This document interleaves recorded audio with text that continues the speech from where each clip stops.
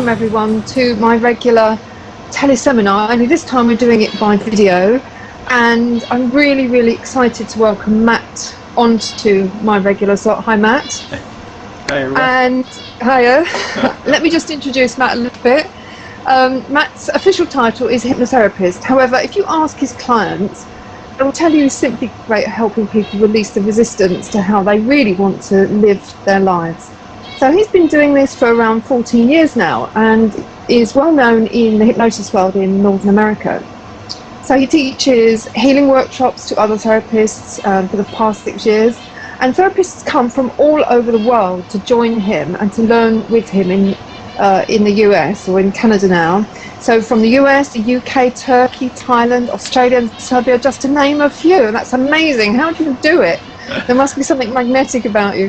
So he's had referrals from all over, medical doctors, psychologists, psychiatrists, other counsellors and therapists, and basically, you know, anyone who wants to clear a block and move forward in their life, in their mental, emotional and physical health. So he's a go-to guy when clients have nowhere else to turn. And that's an amazing situation to be in, really, Matt, isn't it? To be the person that people go to. Yeah, when nothing else works. I kind of thrive on it. In all honesty, I kind of like being the last person to go to because, I mean, as we're going to talk about, I think it's a lot more simple than people make it out to be. Yeah. Right. So tell this perfect affirmation, because I sent an email out today describing what I'd seen and witnessed when I watched you in the review. You sent me through some videotapes and you said, have a look at these, tell me what you think, because I need you to look at them. So I had a look at them and I was absolutely blown away to look at the transformation on the lady you were working with. I know she's from the UK. From the before and after, within just minutes, you could see the difference in her outlook, her face, her energy. It was all different. So tell us, you know, how did you get to formulate that? Where did it come from? You know, I guess, you know, after doing this for 14 years, well, actually, I always say it started earlier in life, right? I've always been kind of an introvert, but I've always been an observer, a watcher, and I was always that kid kind of in the corner watching everything, seeing how people react, and finding the right time for me to get in there and interact when I felt safe, right, to interact. So, and also, I take a lot from my martial arts training. I've got a 2nd degree black belt in Japanese Jiu-Jitsu. I had some great teachers along the way, and they're all philosophical, they're all spiritual. So you add that along with all the hypnosis training, all the hypnotherapy training, the regression, the meditation, the martial arts, a lot of meditation as well, as you should know, right? Being a Buddhist, I mentioned, you know. Yeah. But and even playing baseball, even just overall, just my entire life, and I think I've come to realize through all my experiences, like I said earlier, it's more about making things simpler and not more complicated. And Bruce Lee, one of my idols, he talks about how it's not about adding to the art, it's actually about breaking it down to find its ultimate truth. And I think nowadays, I think too many therapists are too looking for that perfect tool, that perfect this, that perfect that, and they're chasing this technique after this technique after this technique. Yeah. So it's all peripheral. What you're saying, that is all peripheral. What you're looking for is the core of something. That's a great way of putting it. I guess that's why you do what you do. That's really good. It is peripheral. No, I mean, those are just techniques, right? I mean, I always tell other therapists, I go, look, you're learning other stuff, but you have your own experiences, your own personal life, to connect with that person in front of you. And I think most of the time that's what they really want, is just that connection. Yeah, but you've boiled it down to one perfect affirmation. I mean, this is and yet each affirmation, because I watched you do it, each affirmation is unique to that client. It's not like you have, you know, the one affirmation that everyone has to say. You kind of extrapolate one really core message from each intervention you work with, and you get them to affirm that. So, I mean, how does that work? Well, you know, well, yeah, like you said, question. It is a good question. It is unique to each individual. You know, just from my own personal life, I remember certain affirmations wouldn't work for me. I'd sit here and go, every day in every way, I'm getting better and better. And then my next thought would be, but that's impossible. How am I going to get better every day in every way? It's impossible. So part of what I want to do is, again, we'll come back to simplistics. And many times we're focusing on what we don't want, right? Subconsciously, even consciously, we may think we want something, but the body's reacting and focusing on something else. And if you can get the client to focus in on the body tell you what the affirmation is. And generally, it tells you first because there's so many layers of the quote unquote the negative and the bad, right? Body will tell you the opposite of what it actually wants. Right. And so we start there. Explain that again. What do you mean it tells you the opposite of what it wants? Tell me what you mean. Sure. Okay. So we all come connected, right? We all come to this, if I can speak a little more spiritually nowadays. We come to this world connected, right? Connected to whatever it is out there, universe, God, people call it, science, even some people will call it.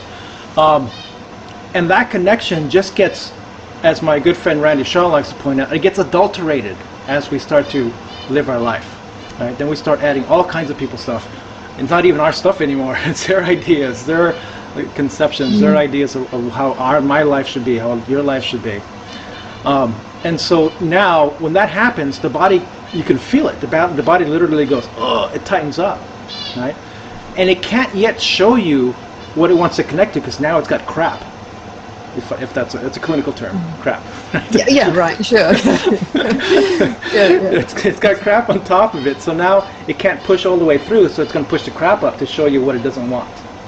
Right? And then from there you can flip it around and figure out what it is that you do want. At least to start off with, right? There's so many layers. Many times we have to start off with that superficial layer, that superficial affirmation, get used to that, and then dig deeper and get another affirmation, dig deeper until we find that core. It's a whole process. Right, so that's why it's so unique to each individual, because you're listening to the superficial symptoms and you're drilling down into each one so that you can reveal another layer. Exactly. Yes, when working with other therapists, they're always trying so hard to shoot for that core right away. They're busting the doors down. A lot of regression hypnosis schools, they talk about just bust that door down, go right to something called the initial sensitizing event, whatever that is, right? Instead, but by doing that, you're missing out on all the little cues that the body's actually giving to you, and it's so important. And because they're going for that core, they're missing out on that little fear at the thought of even going to the core. Right? Yeah. So we got to peel that fear off, and it seems like it's a long process, but it's not, because each feeling, and I guess we'll talk about, I have something called the TFS, thought, feeling, sensation combination. Right. Each feeling, thought, feeling, sensation, once you find the right combination, will release almost instantly many times, and sometimes it takes a little longer, and then you find the next thought, feeling, sensation. But I think I'm getting ahead of our conversation here. Okay. I mean, it is so fascinating. When I watched what you did with Julia on that video that you sent me, and I watched so cleverly how you turned the affirmation around and you got her to affirm what she did want and what she didn't want, just to test where it was all going. And it was like it was a journey of discovery for you both. You have an idea of where you're going with it, but you were discovering as much as she was. Oh, definitely. Do you know what I mean? That's what I found so fascinating, so intuitive about the way you were working, was this kind of mutual journey that you go on with your clients. No, that's, again, a great way of putting it. You got a great way with words. I love it. But it is a mutual journey, right? And I think many times therapists, when they get into a session, have too much of their own crap. There's that technical term again. Too much of their own crap inside of the session. So they can't really listen to what's going on in the client. But if you listen to the client, you start riding along with them on this journey, and you're just like walking side by side instead of one walking in front of the other, right? And you're really feeling connected. You're walking together to go through the discovery of what is truly blocking her. Yeah, so you become the sort of therapeutic companion rather than the expert. Exactly.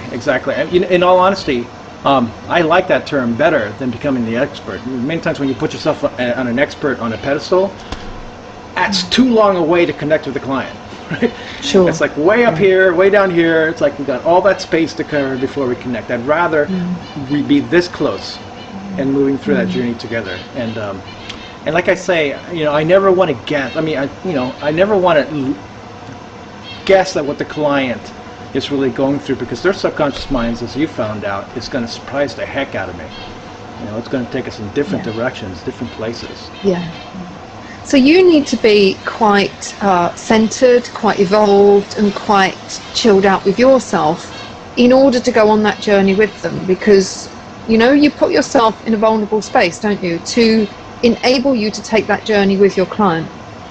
Yeah. In actuality, at least for the time I'm in with the session, right? I mean, I can be centered at least at that moment, right? I can put that aside. But in all honesty, I actually like being that vulnerable inside of the session, because I really don't have to think. I honestly don't. I mean, all I'm doing is following the client and helping her just kind of nudge over to the right, this way or that way, and bring up the feelings that need to be released, to be cleared. I think it's a lot easier than sitting there and try and bring everything into the session. I think it's a lot easier being present with the client and just kind of moving along together. Yeah, but it takes, I think, from what I've seen in my training, it takes some courage on the part of the therapist to let go and allow that to evolve and take place. Do you know what I mean? I don't know if you would agree with that. No, actually, I see what you're getting. Yeah, it does take a lot of courage, because it's like, if the idea is like, if I don't follow a certain pattern, it's just going to go off pattern and off the different path, and I won't be able to bring it back in. When in actuality, it's the opposite. Right? If you don't come in with your preconceived ideas and notions of where the client should go, or where the session should go, the subconscious mind, her subconscious mind, will lead you in the right direction if you just listen. Yeah. So is this, I mean, you obviously teach this, Matt, and I know you've had these students come from all over the world to learn this with you. How do you teach intuition? Because, how do you teach somebody to be free enough to, travel with their clients? It's quite a challenge, really. How do you do that? What do you teach them? Yeah, it is a challenge. And like I said earlier, right? Let me start off with this. I always tell everybody, I go, look, you and your body came into this world with an agreement. Your body said, Matt, there are going to be times in your life when you're not going to be able to express your feelings because of the situation that you're going through. But you know what? In those times, I will hold on to those feelings for you so you can survive, you can move through life. But this body is finite, and I can only hold on to that feeling for so long, right? Because my goal as the body is to get you back connected to the universe or God or whatever you wish to call it, right? I just drew a blank, right?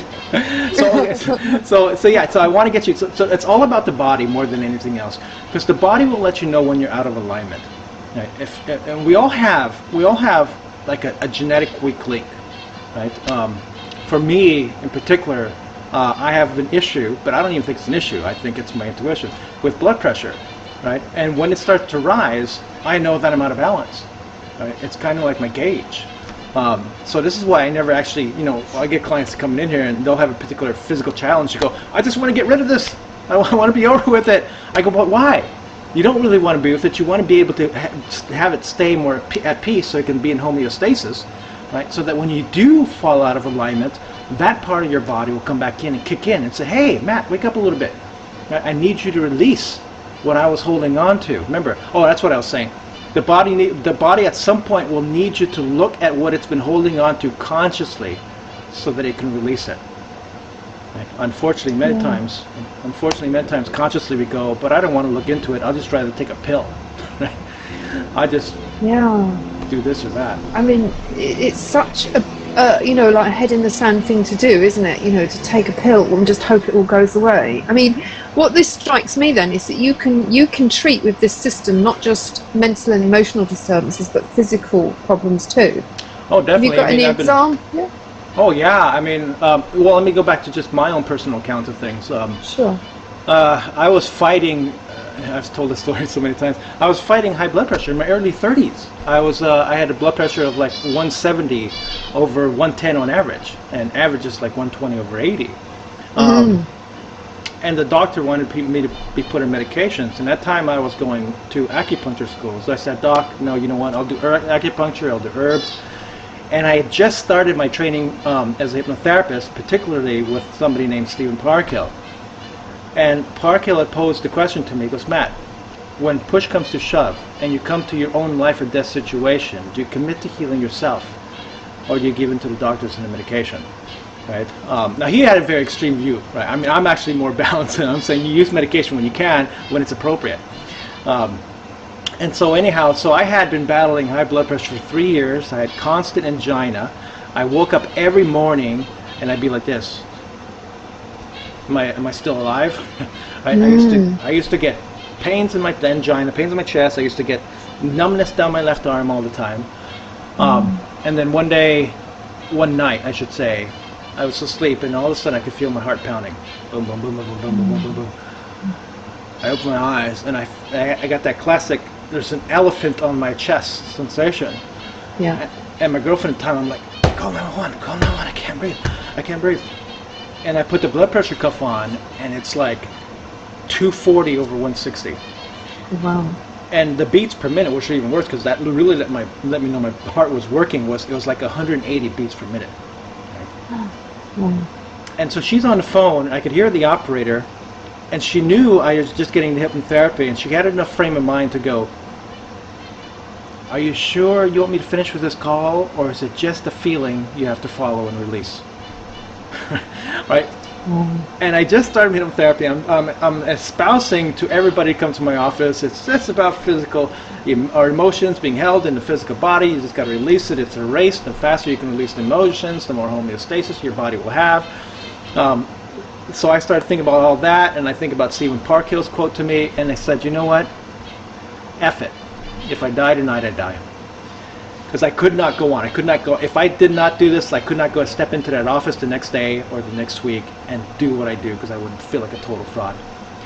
Long story short, I go through all these scenes, these situations in my head. I'm going through all these feelings. I'm releasing it the way I know how to release it. After about 6 hours of work, I put that blood pressure cuff on. And mind you, the lowest my blood pressure has ever been down up until that point for 3 years was maybe 150 over 100. I put that blood pressure cuff on, and it's 115 over 75. Wow. Wow, that's even low. No, I know, yeah, it even dropped lower than the average. Yeah. Now, that started the journey, actually. That was probably the defining moment for me. Over the course of the next 3 months, now it wasn't just that one time. Over the course of the next 3 months, I had to get really good at listening to my body, because it would start to fluctuate. But it would go high, it would go average, high and average. I've never had average before. It was just recalibrating. It took about a good 3 months of work, not every day, well, a couple hours here and there, an hour, 15 minutes here and there, before it finally settled into an average blood pressure. Wow. And so again, so what happens now is it fairly, steady now? It is fairly steady now. Again, I can put that blood pressure on, and it's about 120 over 80ish, somewhere around there. But I can feel it. No, it is good. I mean, I can feel it.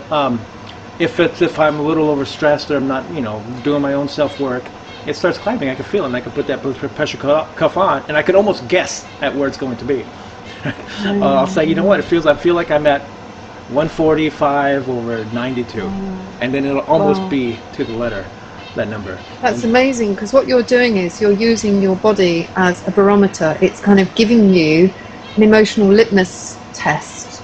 Yes. On where you sit emotionally. Yes, exactly. That's exactly how to put it. I mean, again, so remember, I always say, remember the body came in here, and it'll hold on to that emotion for you, but it needs you to look at it consciously. Because, why does it want to do that? Because it wants to get rid of those emotions, or process those emotions more than you really consciously want to. Right? It's trying to wake us up. It's saying, hey, we promised that you'd look into this when it was time, and now it's time. I can't keep holding on to this. And then I think at that time I was ignoring it so much. It started off with blood pressure, then next to headaches, and then next to joint pain, and then keep listening and release it. Yeah, it's amazing. So we spoke recently about chronic fatigue. I mean, what's your what kind of insight do you have into chronic fatigue? Have you treated clients with chronic fatigue? I have. I don't think anywhere near the insight that you have with chronic fatigue. I think you've done numerous more sessions with chronic fatigue than I have. So I don't think I could come probably to the same conclusions you have because of your experience. To me, it just seems like it's just jumbled, and it's just about finding the emotions to release in the physical body. Yeah. So you're going on right into the core, and it doesn't really matter who you work with. It's just you're looking at the deep core of where they are. Exactly. Well, even the surface core of where they are at that moment, right? Because the surface stuff has to be released, like we talked about before we get to the core. It's an amazing journey. I mean, again, I'm always surprised at what comes up. I mean, doing this 14 years now, and I still get excited. When I'm working with and clients, they laugh because they'll find something, a combination, the thought, feeling, sensation combination. And I'll go, yes, that's it right there. And then they'll be crying, right? But then at the same time they'll start laughing because of my reaction to it. Right? Yeah. I mean, it still surprises me. So tell us a bit about some of the training that you're offering or the products you've got available, because I said in my email that I've got here on the screen that I'd love to come over and train with you one day. Oh, whatever. Or meet with you. We'll meet with you somewhere and pick your brains. Oh, actually, you know what? I'm glad you said that, because I've got somebody who wants to put together a perfect affirmation workshop in Portugal, right? And that's not too far from where you are, right? No. Portugal, or it's either going to be Portugal or Sweden. She kind of moves between. Yeah, which are two completely opposite opposite directions. But go on, yeah. It's closer. It's closer than America, right? Yeah, it is. Yeah. But I'll probably have more information on my site on that soon. Just perfectaffirmation.com blog or mattsison.com. I'll put the links will be down underneath later.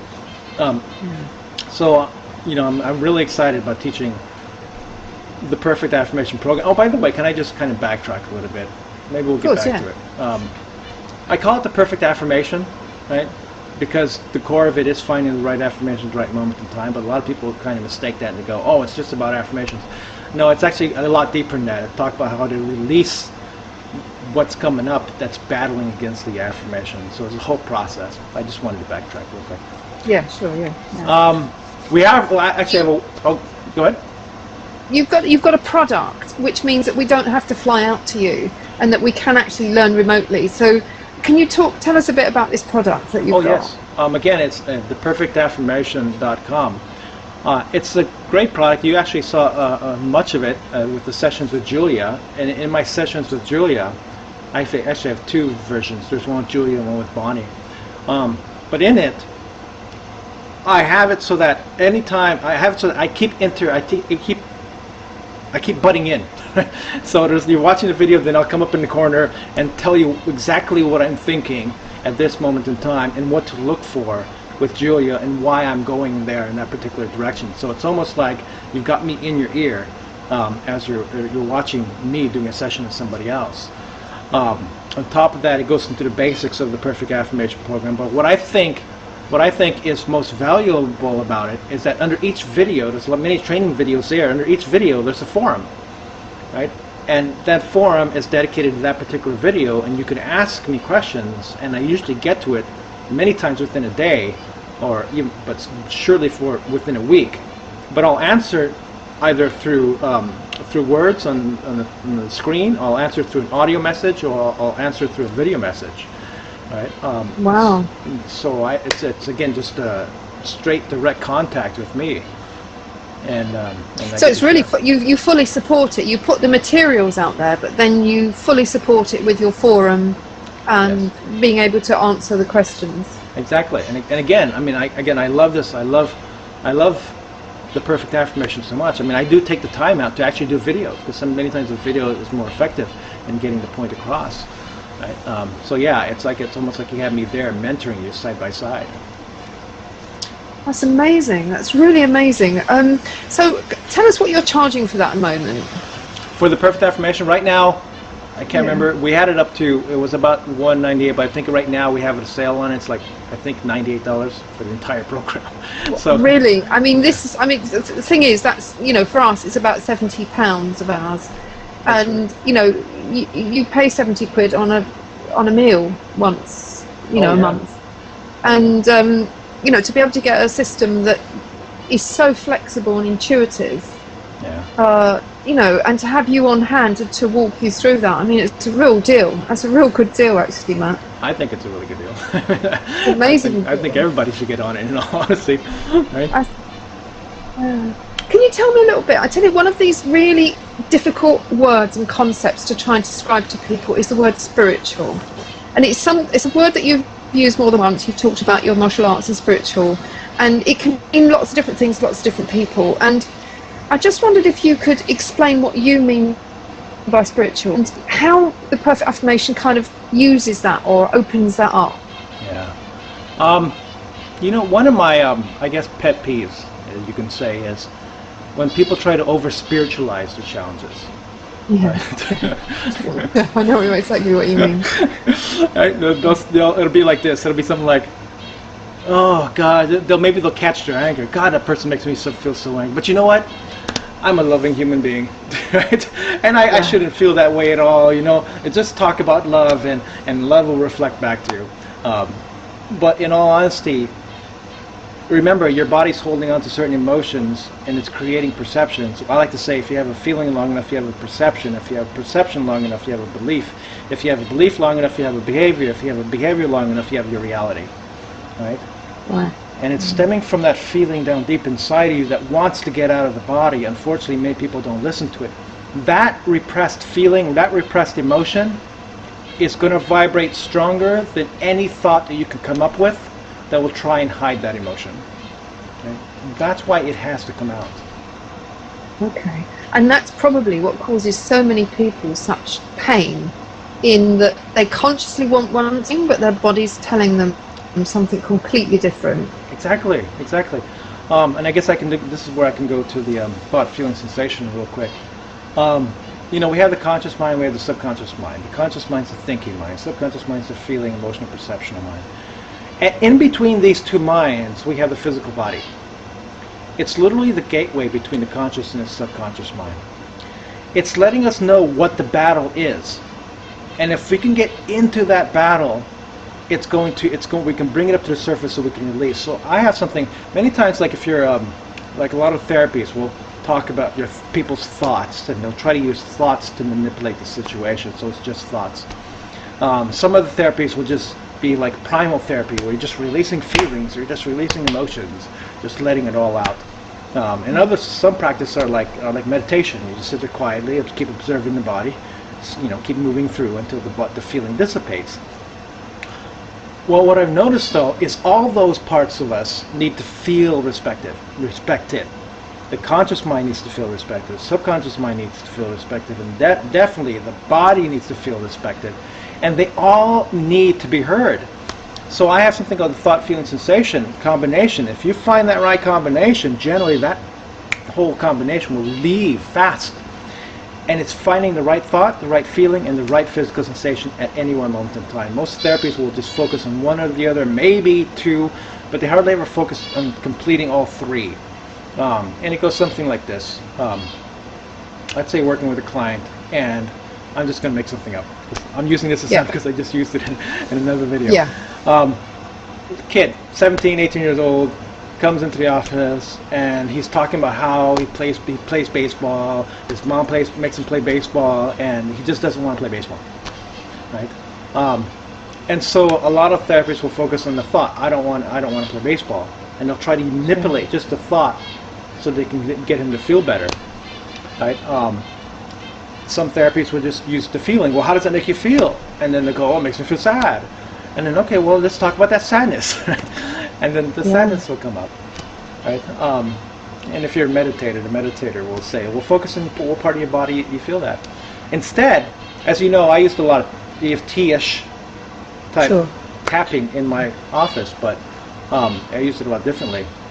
So if I could find one of those three, the thought, the feeling, or the physical sensation, it will lead me to the other two. Right?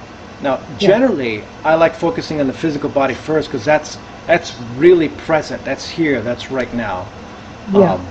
So if they have like a feeling, I go, when you tell that story, physically, what do you feel? They go, oh God, man, I feel it in my chest. I go, okay, can you describe the physical sensation? That's where I start. Describe the physical sensation. Yeah. You go, it just feels heavy, right? And many times what they physically describe it's amazing because it always relates, but it consistently relates to the emotion. I go, heavy, let's say this, the thought of this heavy sensation makes me feel emotionally. And then they go, the thought of this heavy sensation makes me feel sad, right? Yeah. And heavy is usually connected with sad, right? Yeah. And so now we got the physical sensation. Now we have the feeling. Now we want the thought, right? And it's simple, because it's such a powerful word. I feel sad because, right? And I feel sad because my mom doesn't let me do what I want to do.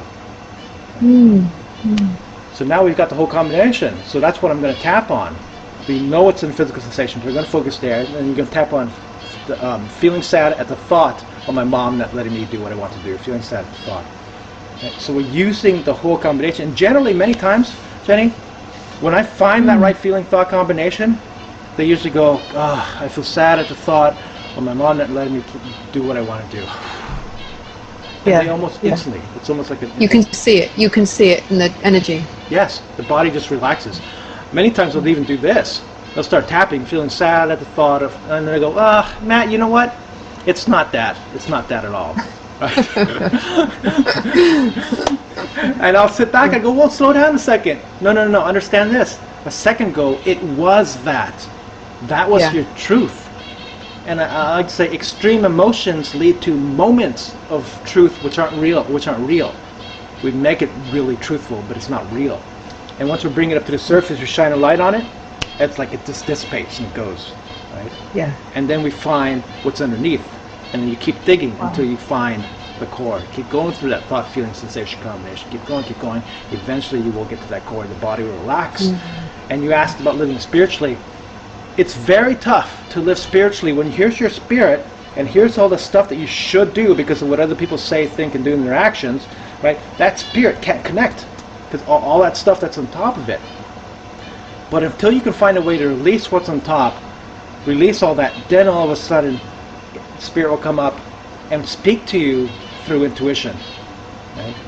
And many times people will talk about intuition, they think it's this excited feeling. It's not. It's a very quiet voice that kind of comes up from out of nowhere, and you think, oh yeah, I should do that. And then from there, the excitement that may build, but it's usually very quiet at first. Right? There's like no dissonance. It's all one. It's like there's no dissonance, no resonance. It just comes up quietly, and then like, oh, I got to do that. So do you take this spiritual language that you use from martial arts? Is that where you hail from in terms of the language you're using? You're saying, connect with spirit. Spirit can't come up because this is in the way. Yeah. So spirit, what do you see it as?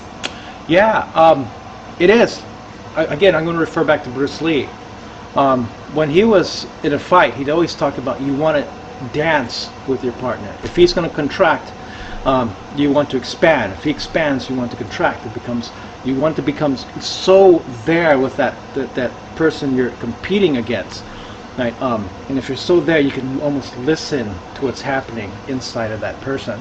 Real quickly, again, I lost track. But what was your question? Martial arts strength.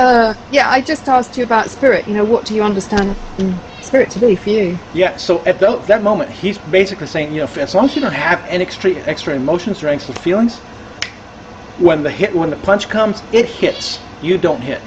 It hits. It just comes out of nowhere, and you just react more out of intuition. Instead of reacting, I call it inspired action. Right? You get all that voices out of your head. When you get all those voices, when you get all those people's shoulds out of the way, you can finally listen to yourself, and your spirit talks to you through intuition. When that intuition comes up, you can then act on inspired action more consistently. Okay. But a lot of it does come from martial arts. But so in a way, you're talking about that centered self, that peaceful centered self. Yeah. That when you find yourself at peace, you're at your most creative. Exactly. Isn't it? Exactly. Oh, okay. Yeah, no, exactly. I mean, I think, I mean, that's why a lot of my program is based on the idea of peace, but many times when people think of peace, right, they think of this. And they don't think it's functional. No, no, to me, peace is actually power. Right? Yeah. Because you're listening to your intuition. Peace means that you can sit in the storm, in the tornado, and still act within it. Right? And you can still find your way out of that tornado. Right? It causes movement. It's not just sitting down here and going home. It actually causes you to move. There's a saying that says peace is the natural state of the universe and expansion is a natural action. Right? So when you can put these two together, then you act more peacefully through the world, and you're doing the right things at the right time at the right moment to create what some people call luck, when operation and opportunity. So it's like synchronicity. You're talking about synchronicity there, aren't you? Because you to flow. Yes. And you kind of just get it. You just move where the spirit takes you, I guess. Exactly. I mean, how many times, I know you've had those moments. For sure, I know you've had those moments where all of a sudden you just kind of, you'll go through it, and then later on you'll be like, wow, who was that? You know, or wow, who wrote that piece of article? or how did I know that? It's because, again, you're connected to spirit, and you're able to listen to the intuition, because all the people's shoulds, all their actions of what you should be is gone. And you can now listen to your spirit. That's amazing. I mean, I know just before we did this morning, my evening here, but I know you meditate and I chant, and you know, I have that experience when I'm chanting. Is sometimes I'll sit down and I'll start chanting, and I don't really know what I want to achieve or where I want to go. But as my system starts to calm down, as I get used to the chant, suddenly the inspiration seems to pop in from all sides, and before you know it, I'm really quite fired up and excited about what I'm doing and I'm creating. Yeah, isn't that neat? That's a great feeling. I love that feeling. You know. Yeah. So that's obviously, and what you're doing is from that point of peace, or that point of energy or synchronicity, whatever it is you're working. That's where, when you're with your clients, that's what's really connecting with their energy and their spirit, isn't it? Because you're pushing them on some level to emulate, the energetic transfer between you and them is just irresistible. No, exactly. And again, part of it, again, I think the beginning is putting all that textbook knowledge to the side. I see too many therapists coming in there with a clipboard. So how does that make you feel? And it's just there's no human heart there. It's like this big block. Come on, let me see your human side. It's funny, even clients will present that, right? When they come in and they go, well, this is how I'm feeling, until you release all the emotions and feelings, and all of a sudden they sit back and they go, and then I could finally see through the eyes. They go, there you are, now I can see you. Right? It's really neat to be able to see somebody when all their shoulds are gone. It's like, wow, you really connect. It's the most amazing thing. Yeah. I call it's like you're in a tunnel with your client. It's all like, for a moment there's just you and your client, and you're in this energetic tunnel, and you see them and they see you, and there's that connection that's it's irresistible. People can't resist it. If you're at peace as a therapist and you're working with people and you're looking for that connection, it's irresistible. They can't not do it. It's amazing. I love hearing you talk. Like sometimes, and I know you're interviewing me. I feel like I want to go back to interviewing you, because I just want to go, let me hear more. But no, I just love the words. It's like, I sit back and go, wow, she really gets it. It's amazing. It's funny. I think we look at each other's work and, oh my God, I wish I was as good as you. Or I wish I had the same system that you did. Or I wish I'd thought of it first. But I guess we will. That's us using our head to sort of compare ourselves with others. But I think the great thing about you and I, Matt, is that over the years we've known each other. We've never met in person, but there's still always been some kind of connection that we're demonstrating, actually, just by talking to each other in this way. It's amazing. You actually said that. No, we haven't actually met, but I feel like I met you. I mean, I know. It's amazing. It's amazing. Skype's an amazing tool. I love it. Yeah. So, just one last question. I mean, this law of cause and effect, we were looking at, we use it in Buddhism. It's probably used around the world. It's been hyped up and packaged, and now it's called the law of attraction. And this idea that, and we've talked about it, we touched upon it briefly, you know, it's the idea that if I could just think things right, if I just think positively, perhaps I'll get what I want. So I wondered if you could explain what you see the law of attraction being, and, you know, how does that work with you, and why doesn't it work? What are people misunderstanding with it? Yeah, no, again, you know, it's about, again, if we could all think our way through life, we'd all be happy, and we'd be happy all the time. Right? Unfortunately, again, those thoughts. I think the law of attraction is the ideal end to where we want to be, right? But unfortunately, we're not in the world where that can happen that instantaneously. We have to go through time and space. We have to go through our experiences, and again, many times our experiences have held on to feelings and thoughts that aren't even ours, right? We're trying to live up to somebody else's standards. So the magnet, it's not necessarily thoughts. I know everybody makes really big deals about thoughts, and it is very powerful, but again, that repressed feeling, that repressed emotion is more powerful than any thought that you have to try and override it. And you can do it, but many times it's like painting over a dirty fence. It's short-lived. Right. My business partner, Randy Shaw, loves that. I stolen that from him. It's painting over a dirty fence. Yeah. And so that's why sometimes you can reach a particular goal for short term, but then you sabotage it. And that happens a lot. We start hitting something called the upper limits of good energy, and next thing you know, we sabotage the good behaviors, the good ideas, the good thoughts that we had. That stuff's got to be clear, because you know what? In all honesty, the more you get connected to yourself, the more you get back to that loving part of who you are, that love is going to shine a light on all of that shadow, on all of the dark side that you've carried with it. And that love is not there to say, you know, you've been a bad person, look what you've been carrying. That love is saying, I love you so much, let's bring this up so that we can release it and we can love more. Right? So it's, you know, that word love is we really have to be careful with the word love, because it sometimes carries with it something we don't want to look at, and it might, if we say I love this, then we might be carrying the shadow with it, and we get it confused. Right? Yeah, it's a really complex area, really, isn't it, the law of attraction? I think, you know, this faith we have in the Western world about scientific analytical evidence, you know, it has to be evidence, and thoughts are evidence, whereas we can't measure emotions in the same way, but we can measure words.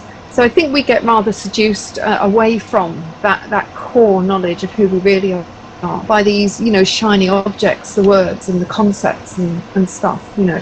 And I think, you know, what you're saying with your system is that the words are just one thing. Then there's the feeling, and then there's the body. And if we listen to all three, we're kind of going to hear where the mismatch is. Because if the body's saying one thing and the words are saying another, you know, we just know. No, exactly. Again, when you find that combination, you could see it viscerally. When somebody finds that, all of a sudden their body just loosens up. Their thoughts go, their emotions go. For that moment, the body, the emotions, and the thoughts are one. Right? It's like they teamed up together and say, yes, come on, let's keep going. Right? But we have to listen to it. We can't sit there and over positive think our emotions away. It just doesn't work. I mean, it's very difficult. It may work, but it'll probably take more energy to do it that way, to just sit quietly, release the emotions, for focusing on emotions and the thoughts to be released, and just acknowledge the body. You probably move through. And just stop using the thoughts as a kind of a block, and just release the thoughts and use the body and the emotions just to. Exactly. So I'm really. Go on. Okay. We're just so scared of our thoughts. We're so scared to have a negative thought. I mean, I kind of find it funny. I mean, it's like, oh God, I just thought that my house is going to turn purple and it's going to snowball on my top of my house and break my roof. I go, oh well, don't have that thought, right? Just absolutely. Yeah. I tell you what, sometimes I find I'm gonna close very shortly, but sometimes I find with people that are very religious, so they come with either Christian or Buddhist, it doesn't really matter what kind of faith they have. But there's this kind of internal judgment that says, I mustn't be bad, I've got to be good. I must demonstrate all the time, because I'm representing this faith. I must demonstrate that I'm living it, and that people should be like me, and they should want to join my faith, you know. And they kind of inhibit any natural feelings by this kind of cognitive overlay, you know, like I have to, this imperative, you have to be something that you're not. Yeah. No. And sometimes I find these people some of the most challenging to work with because they will not accept an emotion that isn't tidy and neat and packaged and nice. So I wonder what your experience. Do you have any direct experience with that kind of client?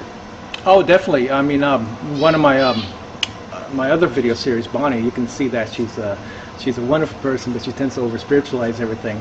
But the trick on that was just getting her back into the body and realizing every thought was creating a reaction inside of her body. Every emotion was creating a reaction. I mean, like little things that people don't need, clients won't even know. If like they're telling a particular story and their shoulder moves, right? I go, do you realize every time you tell that story, your shoulder moves?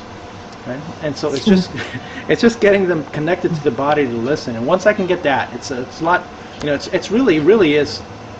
If I had to put a percentage out to it. About, I would say 85 to 90% of the time I can get a client to access that. Sometimes there's that 10% that's really tough and they won't listen to it no matter what you tell them, right? But 90% of the time they get it.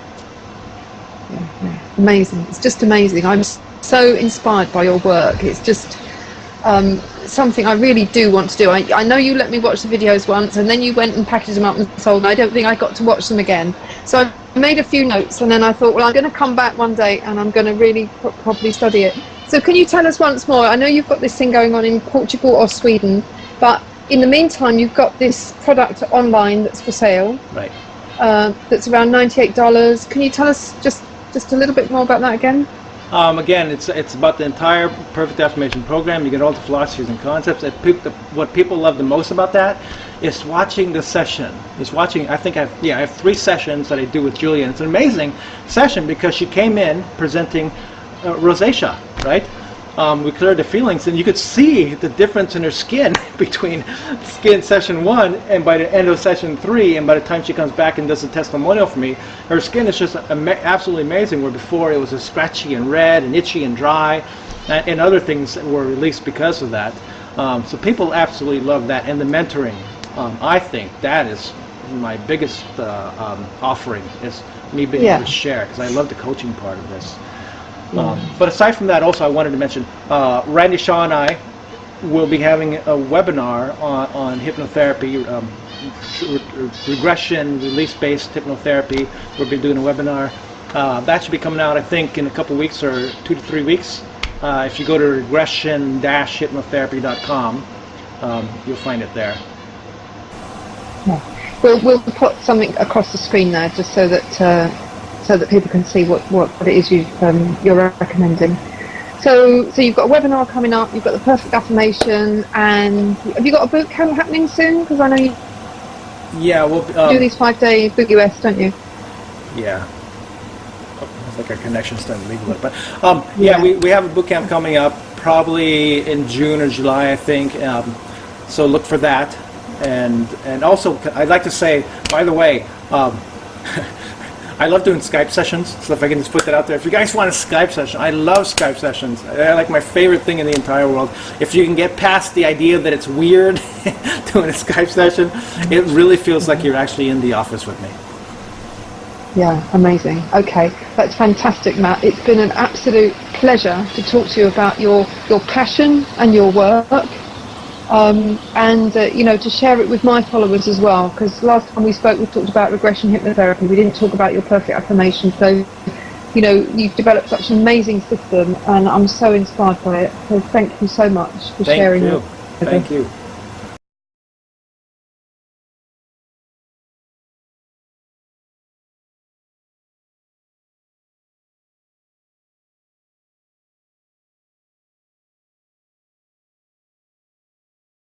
So Matt, when you first started by accessing the Perfect Affirmation program, right? And just from accessing it and just watching it before you actually did sessions, what did you think of it? What did you get out of it?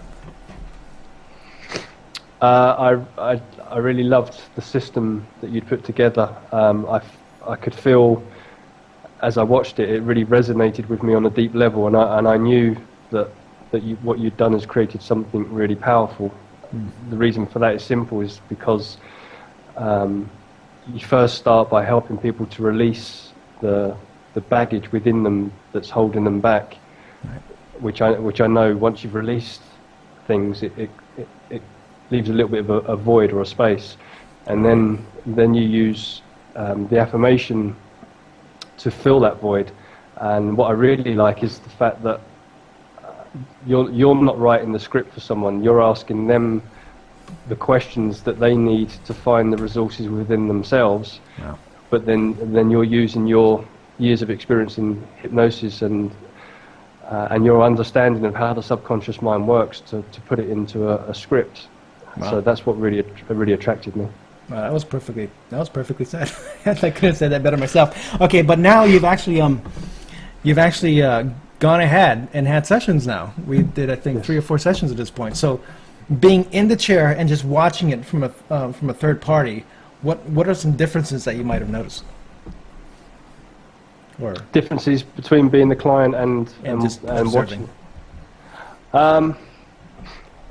Probably one of the things that really I noticed